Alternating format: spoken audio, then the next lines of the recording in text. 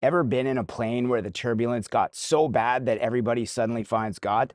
Well, I have, a whole bunch of times. And I thoroughly hate it, every time. Yet I keep on flying. And I do that because there's a whole bunch of places that I want to go to that I can't get to in a reasonable amount of time by walking or driving. And it's the same with investing. And in fact, this whole flying thing is just riddled with delicious parallels for what it takes to really grow. So stick around, we got some gems in this one. My name is Reese. I'm a chartered investment manager, a fellow of the Canadian Securities Institute, and a financial planner. And I have been through some very nasty market downturns, personally and with my clients over the years. The 2008-2009 financial crisis sticks out as a particularly nasty one. Not fun. Necessary. The markets needed a purging, but it was not fun. And it never is. Now, obviously, we all want the wonderful long-term returns that can be gained from investing, but very few people like to watch their portfolio drop in value. So how do we get the good without taking the bad? Let me assure you, it's impossible. Now, we might be able to fluke from time to time, but nobody can consistently predict the future. We know this. Just ask a weatherman who is literally paid to do it, and yet consistently ruins our plans. The simple fact is, markets will do what markets will do, and they do not wait for or ask for anyone's permission to do it. But let me also assure you that the rough patches pass. In fact, every single time that developed equity markets have dropped, they've not only come back, but they've surpassed their previous highs. Not most of the time, every single time in recorded history. And in plain English, what that means is that market downturns are not only totally normal, but they're also temporary. Now, I realize that you've probably heard all of that before, but when your portfolio is down a bunch, it's still really only about as comforting as a wet towel. I get that. And the fact is, it is perfectly normal to experience and feel anxiety during market swings.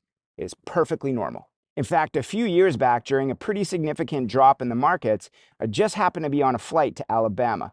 I was in the middle of thinking about how my clients might be reacting to the markets and all the negative news when, right then, the plane hit some hardcore turbulence.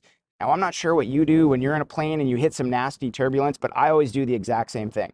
I always scope out where the flight attendants are, and then I look for their eyeballs. I just want to see, like, what's going on in your mind.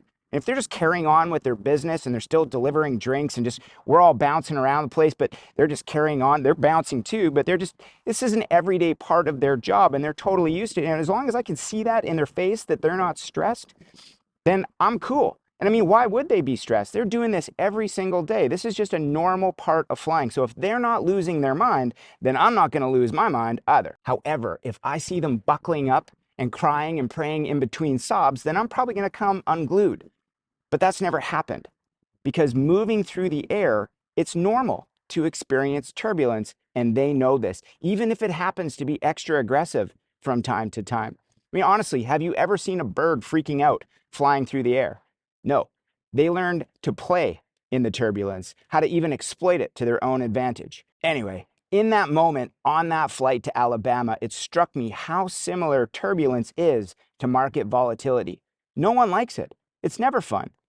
And though the person beside us looks like they're about to throw up and is swearing they will never fly again, it's just turbulence.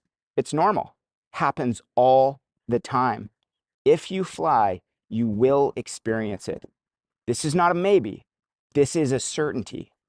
But it will pass. And unfortunately, the only way to avoid experiencing turbulence is to not fly. But then if you do that, you're probably not going to get to go to the places that you want to go, at least not in a reasonable amount of time. Same with market volatility. No one enjoys it. No one likes seeing their portfolio drop in value, but it is a totally normal part of investing. If you invest, you will experience it. This is not a maybe. This is a certainty, but it will pass. And unfortunately, the only way to avoid it is to put your money in a bank account, a GIC, under your mattress, or something to that effect. But of course, if we do that, those assets will have a tough time keeping up with inflation and will never really grow. And so we'll never really get where we want to go, at least not in a reasonable amount of time. The moral of the story is this: in times of turbulence, look to those who actually know what they're doing, those who have been through it and who have come out the other side time after time after time. Borrow their wisdom.